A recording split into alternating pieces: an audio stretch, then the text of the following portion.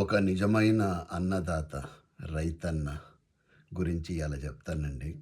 నాకెంతగా నచ్చిందంటే ఆ చిన్న క్లిప్ చూసిన తర్వాత ఇలాంటి వ్యక్తుల్ని మనము ఎంత మెచ్చుకున్నా కూడా తక్కువేనండి. ఆ రైతన్న పేరు తులసి రామదాసు గారు. వెస్ట్ గోదావరి జిల్లా భీమవరం సమీపంలో ఉన్న వీరవాసరం గ్రామమైనది. ఆయన ప్రతిరోజు కూడా 160 క్యారేజెస్ 18 గ్రామాల్లో ఇస్తున్నారండి. సప్లై చేస్తున్నారు భోజనం. అది ఎవరికి అభాగ్యులకి, ఎవరైతే వండుకోలేరో వాళ్ళకి, కుల మతాలకు అతీతంగా ఆకలిని తీరుస్తున్న ఒక అద్భుతమైన మనీషి. 6 సంవత్సరాలుగా చేస్తున్నారాయన. ఆయనకి ఎంతోమంది సాయం చేయడానికి వచ్చిందంట, స్పాన్సర్ చేస్తాము అనేసి. ఆయన ఒకటే అన్నారు, ఎవరో దగ్గర స్పాన్సర్షిప్ నేను తీసుకున్నాను అనుకోండి, అంటే డబ్బులు తీసుకున్నాను అనుకోండి, నేను ఖర్చు పెట్టేదానికన్నా డబుల్ వస్తుంది నాకు, అయినా కూడా నేను అది ఒప్పుకోను. నా మనసుకు వచ్చింది చెయ్యాలి అని నేను చేస్తున్నా అంతే అని చెప్పిండ్రు. గమనించినారా? ఇంత గొప్ప వ్యక్తులు ఉన్నారండి ఈ సమాజంలో అయ్యా. ఇంకా పర్టికులర్గా నాకు అదేంటో తెలియదు కానీ ఈ భీమవరం అంటే ఆ చుట్టుపక్కల ఈస్ట్ వెస్ట్ గోదావరి మిగతా ప్రాంతాల్లో కూడా ఉన్నారు, లేరని కాదు.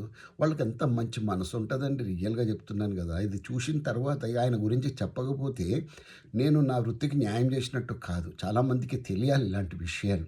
ఆయన ఒకటే అంటారు, నేను ఏది ఆశించి చేస్తలేను. ఇప్పుడు చూడండి, మనము ఏదో ఒకటి ఆశించి చేస్తామండి.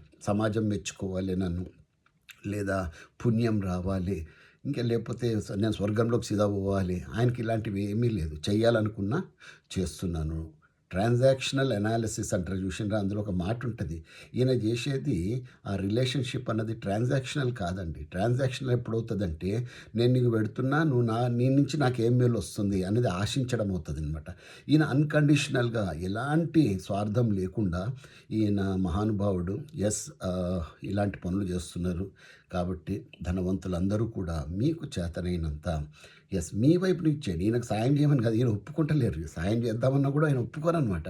సో మన వంతు మనం ఏదో ఒక రోజుకి ఇద్దరు కడుపు నింపుదామండి. ఎవరైతే అభాగ్యులు ఉన్నారో అలాంటి వ్యక్తుల కడుపు నింపితే అది మనకు ఒక సాటిస్ఫాక్షన్ ఉంటుంది.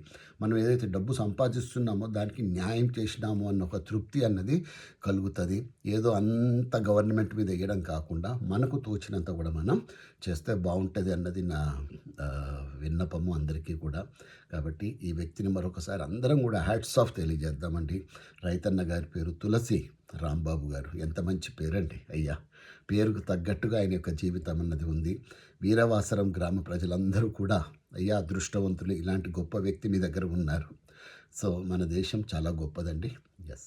జై హింద్.